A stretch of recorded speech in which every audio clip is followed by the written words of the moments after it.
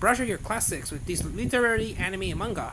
Who says anime and manga can be educational? Okay, at this point, no one. Thank you, Cells at Work. Let's put it another way. Just as anime and manga are good ways to experience new stories, they're also home to a lot of very cool retail classics. That's the whole point of world masterpiece theater. For example, we're looking outside the franchise today at some literary anime and manga that bring more familiar stories to life.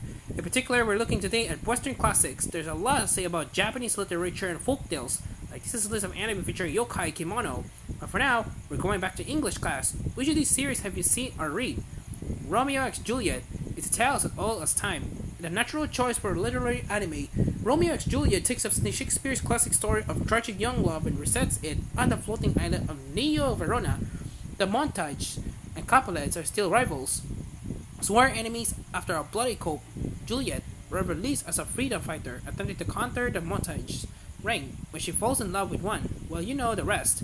There are also new characters named for other Shakespeare classics, as well as a magic world tree named Aeschylus. In other words, your typical anime glow up. If you ever hold a book, there's also a manga version. Agatha Christie's great detectives Poirot and Marple. Between the two world wars, Agatha Christie detective fiction became a big hit in the UK and abroad. Her two legendary crime solvers, Belgian detective Hercule Poirot and amateur slut Miss Marple, have been the stars of many books, movies, and TV series, and as of 2004, they became the stars of their own literary anime. The series adapted several Christie's books, with occasional change made to account for clues in English language idioms. Linking together the two new detective characters was Mabel West, the great niece of Miss Marple. She had a taste for mysteries and applied to the Poirot's young assistant, difficulty to find out. The NHK series has a fun novelty if you can track it down. Junji Ito's Frankenstein, from literary anime to literary manga, one horror master adapts another. Junji Ito seems like a shoe-in to take on Mary Shelley's classic horror story about a creature given life, abandoned and indicated in his creator's absence. Don't look for any sign of the monster movie iteration of the creature.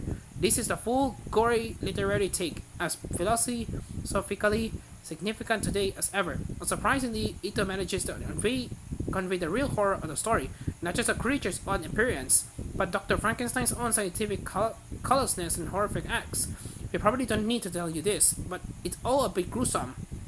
Please, Jeeves. Even if you're unfamiliar with PG-1 Woodhouse's works personally, you definitely encountered their influences. The trope of the brilliant butler, Jeeves, comes from his long-running Jeeves and Wooster stories, in which a story valet tends to the various issues of his young employer, Bertie Wooster. But there's no literary anime yet. There is a manga, Tamaki Morimura and Bon Katsuta's Please Jeeves. The Woodhouse Estate approved series converts the classic Edwardian humor stories into an elegant retro art style. It consists of 5 volumes, attempting stories from between 1919 and 1930. As to why this was done, thanks Hayate Takuma Butler and the rise of popularity of butlers in anime and manga. Ovid's Metamorphosis. Yes, really, we're diving way back into the history of literature with the adaptation of Ovid's epic poem. The original consists of more than 250 stories, but the anime version pares the number down to a select 5. The US-Japan co-production, also known as Hoshino Orpheus, was overseen by the bastion of surprising film decisions, Sanrio.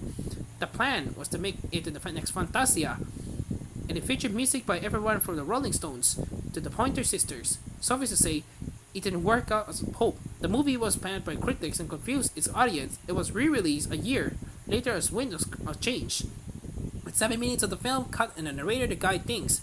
Here in the US, that was Peter Ustinov. Feeling inspired to dig into more literary classics? Give this a try, then let us know what your favorite book-inspired anime and manga are.